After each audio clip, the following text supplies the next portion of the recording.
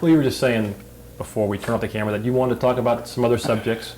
So why don't you just go ahead? What are some of the subjects you'd like to discuss? And about what? You got to let me know, because I got a lot of things to talk about, but it's just a matter of what you're looking for. Well, you tell me, what one thing maybe that maybe the fans or people in baseball would like to know from you that hasn't been asked or that you'd like to say?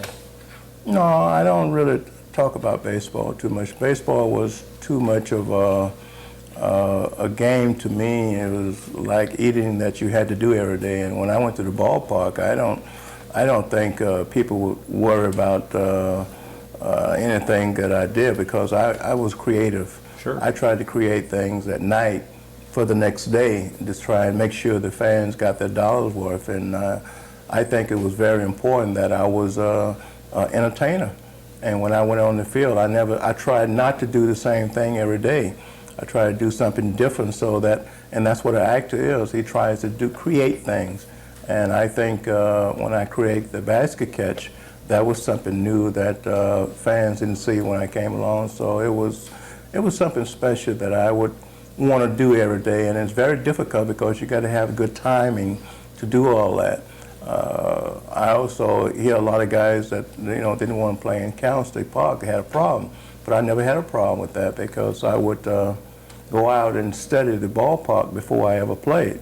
And I found out that the ball that goes to left field blows directly to center field, so you just stay right in one spot and the ball just come right over. But the visiting club didn't know all that, and they had problems out there with that. So, but they never would ask me. I was listening to television the other night, and Lou Brock made a statement when he was playing with St. Louis that every time they came in, they would watch me and see how I played, because he was a center fielder, and they would watch and see how I played center field to catch up the way they want to play. So there was a lot of things going on that I didn't know about, that other teams would watch me do. How did the basket catch come to pass? Did that come when you were a kid? Did you find it in the majors? How did you do? No, I didn't do that when I was a kid. I did that in 1952 and 3 when I was in the service.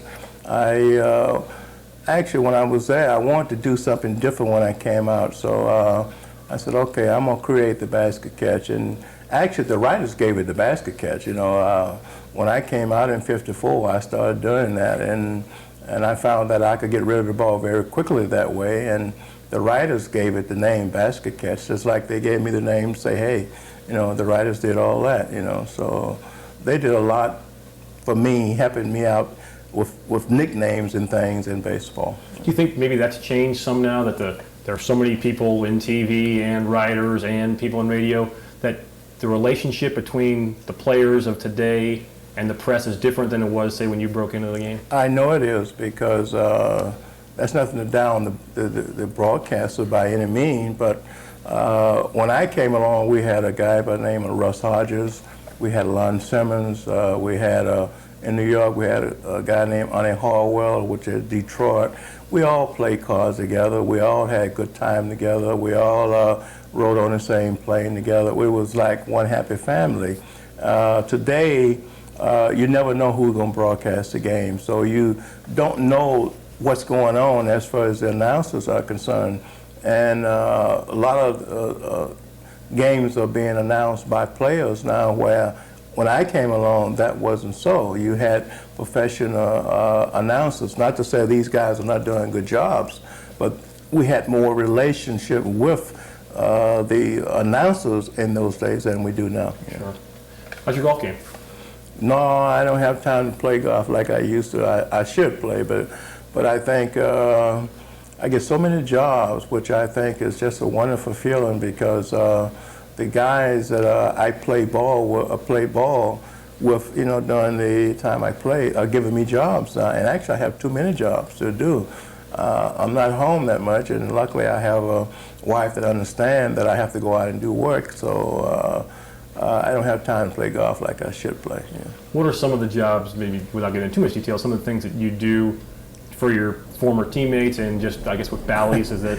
Well, one guy asked me that time, he said, what do you do on the road, and what kind of jobs you do? I said, I can't tell you. So I bought him a ticket.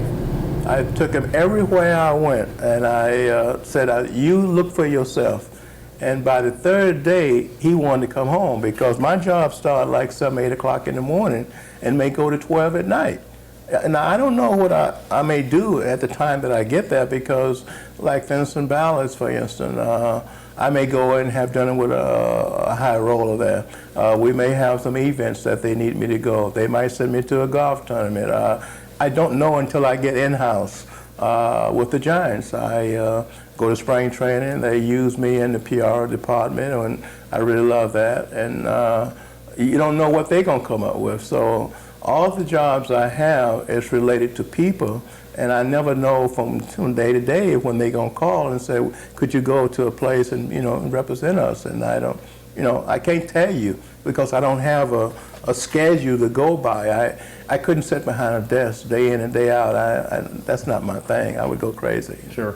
I can see from that plaque there, and obviously you were with the team in New York and then came here, so you would know a lot about a team moving from one city to another. Yeah. And obviously you know about the Giants franchise. Mm-hmm. There are a lot of people in the Bay Area who are very worried right now that the Giants might move. Yeah, I heard that. Yeah. How would you relate maybe what happened in New York in '57 to coming here? And do you think that people have a legitimate reason to be worried right now? Let me explain that the best way I can. Okay. People sometimes do not understand why you have a ball club. The ball club in most cities bring in so much revenue, not to just the ball club. I'm talking about the cities and different things.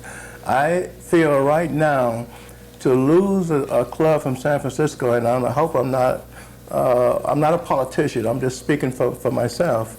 They're going to lose a lot of revenue because a lot of tourists come out and watch the ball club. The hotels are filled up. The team comes in. They got to stay at hotels. Now, you're going to lose all that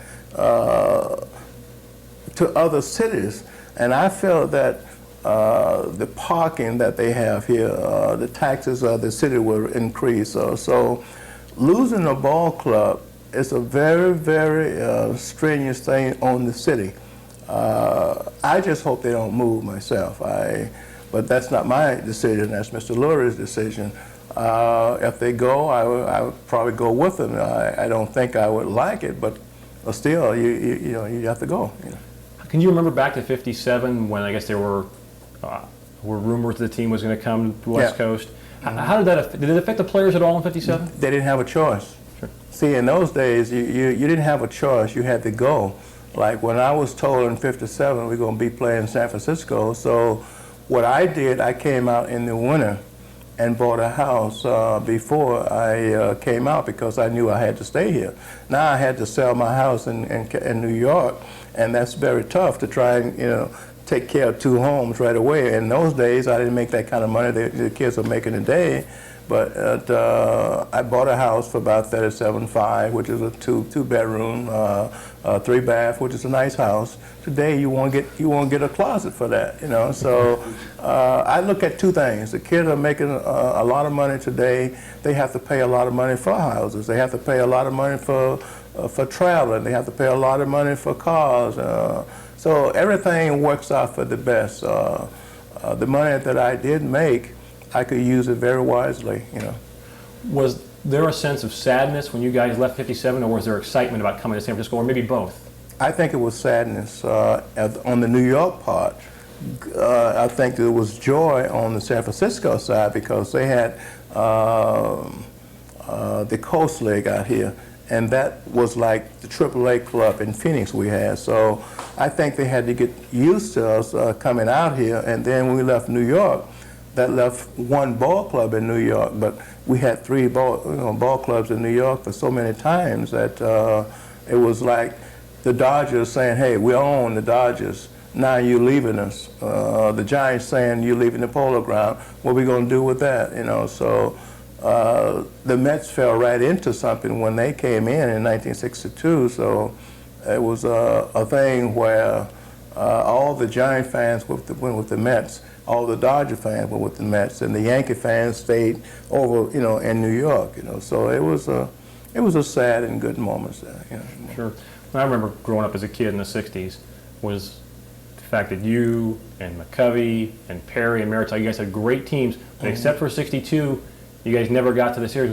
Was that kind of a bittersweet at that time, knowing that you guys had such good clubs and yet were just a little bit away from the brass ring? Well, you got to stop and think. We never had 5 good starting pitchers. We always had 2, possible 3. In 1962, we had 5 great starters. We had a kid by the name of Billy Pierce that won 16 straight games in Count State. We had Sam Jones. We had Marshall, Jack Sanford. We had, I don't know if Mike McCormick was there. No, oh no, Odell was there. So we had 5 good starters only in that one year. But the rest of the years, we scored runs. We could score runs, but we couldn't hold them unless those 2 guys were pitching, and that was Marshall and Perry. Then Jack Sanford came along, so we had 3. We got Jack Sanford from Philadelphia, so we never had the kind of pitching that the Dodgers had, and they never had the hitting that we had. So it was a good combination fighting-wise as far as baseball was concerned. Has there ever been a better rivalry than the Giants and Dodgers?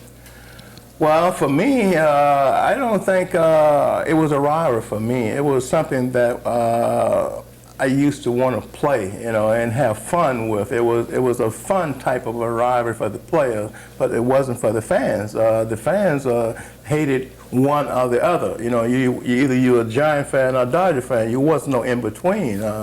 But the players didn't feel that way. We just went out and played. We didn't really have a lot of fights now. If you think back, we didn't have a lot of fights, but we had a lot of knockdowns. We had a lot of talking. They would steal. We hit home runs. It was a wonderful, wonderful feeling playing against them in those days. Sure.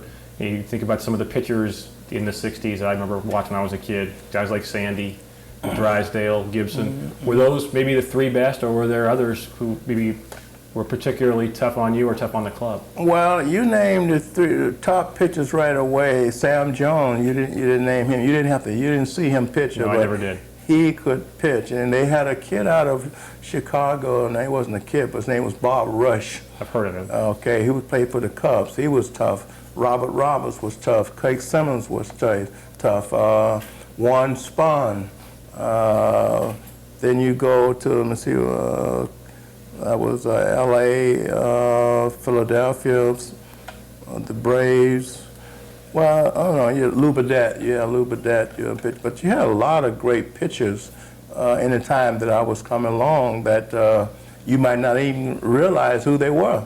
But I had to hit off of them, and I think we had some great pitchers. They have some great pitchers today. Sure. You mentioned one thing different again when we were off camera about how you would, if you went up against a couple of good pitchers and got a little bit of a slump, you didn't have the facilities that guys have today to look at tape and stuff. How did you get yourself out of a slump? I would have a guy in the first part of a season to tape me, and we had the 8mm at that time, and I would keep it, and I would watch that all over again because I was the type of guy, I would come out of the gate real fast. I may get 20 for 30 right away, and then come May or something, I would go into a little semi-slump. So rather than going to somebody and tell them this is what you're doing wrong, I would come home, I would close the door, get in there and watch this film all over again, watch it all over, and then I would close my eyes and visualize what I'm doing at the ballpark. And it's kind of hard to try and explain to someone that doesn't know me. Then I would go out the next day and just try and do what I visualized that I was doing wrong in the, in the cage. Yeah, again, we were talking over there in a story I've been working on. You believe that you can tell now more things from just watching tape and watching a game at home than you can from being at the park. Well, I think the replay is a great thing for sports myself. If I had to watch a player, I would want to watch it at home. The reason I'm going to the All-Star game is because I feel that the All-Star game and being the captain is a very, very special thing. But I would rather stay at home. Okay, yeah. Great. Get your phone. Yeah.